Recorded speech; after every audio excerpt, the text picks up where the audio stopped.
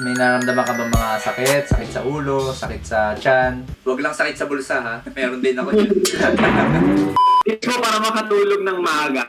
So last time gumawa ako ng content na kung saan kumausap tayo ng mga strangers and inalam natin yung mga health concerns nila. For this time, gagawa natin ng part 2. Without further ado, let's start! Ano po ba yung mga bagay na nakaka-apekto po sa parang nagiging sanhi po ng kidney failure? Naks, pinagandaan yung tanong ha. Galing yan. Ang usual cause na talaga ng kidney failure, majority ng causes niyan, diabetes o kaya high blood. So kapag hindi na gumagana yung kidney mo, hindi masasala yung ihi, so yung ihi mo sa katawan, may iwan yun, hindi mo malalabas. So magkakaroon ng iba pang komplikasyon. Ano po ba yung dapat namin iwasan na pagkain? Sa mga pagkain naman, iwas tayo sa mga maalat. Sa mga pansit canton, chichirya. Madalas ka ba doon? Guilty po. Ilan taon ka na ba? 20 po. 20. Sa mga ganyang edad, pwedeng UTI, UTI na. Pero nakakatawa. Nakakatawa na pala yung UTI. Totoo po, nararanasan po namin ngayon. Talaga, kapag mahirap sa pag-ihi, di ba? O as long as ano naman, basta wag lang araw-araw yung pansit canton, okay lang yun. Tsaka damihan mo yung pag-inom ng tubig. Nice, galing niyo daw. Okay. Pumipiyok na. Okay. Grabe yung piyok ko. Kailangan ng tubig. Oy, Lord. Grabe naman maglipat.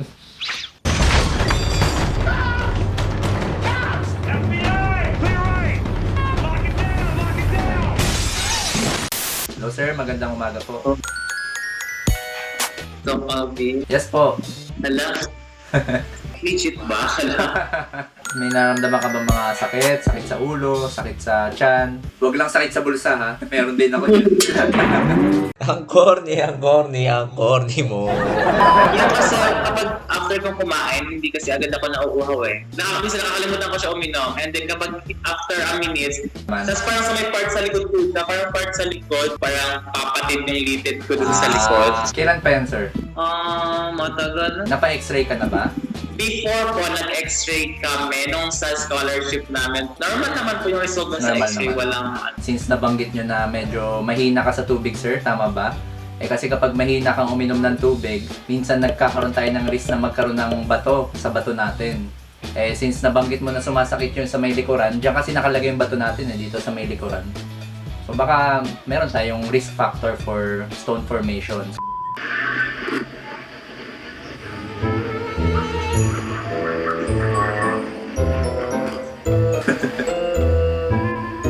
Ano yan? Para saan yan?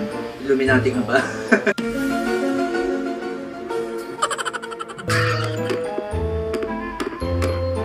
Bakla ka po. Mga bata nga naman, oh. Kanina daw ako sumakit yung ganito ko, Dok. Pagising ko, ano meron doon? Kailan pa yan? Kailan pa? Hindi, kanina umaga. First time. Baka puyat ka lang, baka puyat or strain lang. Baka nga puyat. Ano oras ka ba natutulog? Dok, tama na, Dok. Ano ka na yata natutulog eh. Hindi, Dok. Nasa 3. Puyat nga. Kasi kapag kulang tayo sa tulog, minsan sumasakit talaga yung mga muscle natin. Paano daw kapag mga 3 or 2 ka na natutulog pero nakakompleto mo naman yung 8 hours of sleep? Pwede pa naman yun, di ba? Okay naman yun. Okay naman siya eh. Thank you po.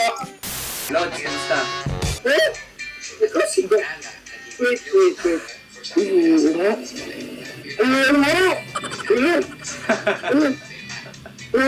Mahirap ba mag-doktor, kuya? Habang tinatapos mo yung pagdodoktor, mahirap yung pagdadaanan mo. Pero pag tapos mo na yung mga kailangan mo tapusin, very fulfilling naman.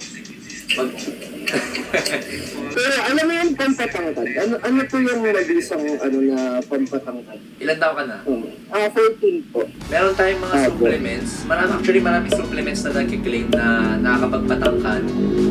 Pero kasi hindi siya, not all of them are scientifically proven. Walang mga enough studies regarding that. So, hintayin mo lang magkakaroon ka ng tinatawag na growth spurt during adolescence. Yun, bigla kang tatangkad. Tsaka, isang mahalagang factor is yung genetics, of course. Sige po. Thank you po. Ay! Uy! Makakalabo po ba ng mata yung yung palagi nagsa-cellphone. Pag lagi naka-cellphone, pwede magkaroon ng eye strain. Siyempre, mahirap din sa mata yun. Yung pikit ka ng pikit na gano'n. Kasi ako, babad din ako sa computer eh. Ito mo, malabo yung mata ko. Taga saan po kayo, Doc? Sa Maynila. Kayo ba? Taga saan kayo? Malapit lang sa Davao. Mindanao ako, Doc. Kapit niya lang. Kapit bahay lang. Siyempre, Doc, Oo. nasa isang bansa lang tayo, Pilipinas. Tama. Ilang years ang pag-aaral ng Doc? Maging doktor. Simula high school. Kapag simula high school, 4. Tapos college, 4 ulit. Tapos medicine, 5. Bali 13. Kaya pala mukhang tatay ka na, Doc. Ikaw ah. Okay lang po ba uminom ng maraming alak? Gusto mo mapunta sa langit, ha? Ako, syempre, kahit ano namang sobra, masama, lalo na yung alak.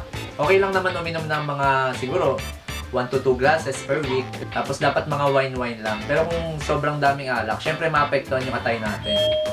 Magkakaroon ng maraming peklat yun. Okay lang po ba uminom ng 3 liters water a day? Oo, okay lang yun. Kada araw. Oo, maganda nga. Mas maganda nga yung maraming tubig na iniinom eh. Kasi at least napa-flush out yung mga toxins sa katawan. Huwag lang yung may mga sakit sa bato tsaka sakit sa atay. Bawal sila ng maraming tubig. Doc, picture tayo, Doc. Sige po. Thank you po. Yun. Thank you. Ingat kayo. Famous. Masama po ba araw-araw na pag-inom, Doc? Oh, shit. Here we go again. Ng alak. Ang unang naapektuhan kasi dyan yung atay. Kapag sobra yung pag-inom natin, nagkakaroon ng peklat sa atay, tumitigas yung atay. So masama. Tuwing kailan ka ba uminom? Hindi naman po, lang. Tanong lang po kasi yung kapitbahay namin. Araw-araw na po, Doc. Hindi totoo yan.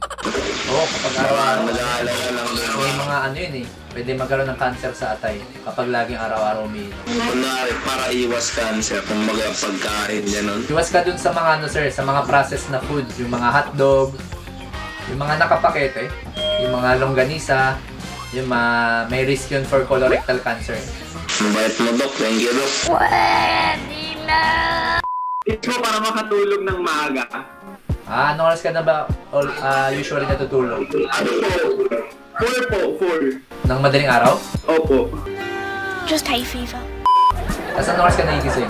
Mga 9. May mga supplements na nakakatulong para antukin tayo sa gabi. Alam mo yung melatonin, narinig mo na yun? Pamilya lang po. Yun, pwede mo subukan yun. As long as wala kang allergies, as long as wala kang contraindications ha. Pwede mo yun i-take. Tapos pag tinitake mo yun, mas mabilis kang aantukin sa gabi. Tapos syempre, kapag hihiga ka na sa gabi, dapat nakalayo na yung mga gadgets. Kasi yung mga gadgets may mga may mga blue light na kapag tumama sa mata natin, nawawala yung antok. Hindi ka pa nagsusubscribe. Tagal ka na nanonood dito. Sila mo yung kulera dyan, hindi pa naka. So once again, I'm Doc Alvin Francisco, signing out.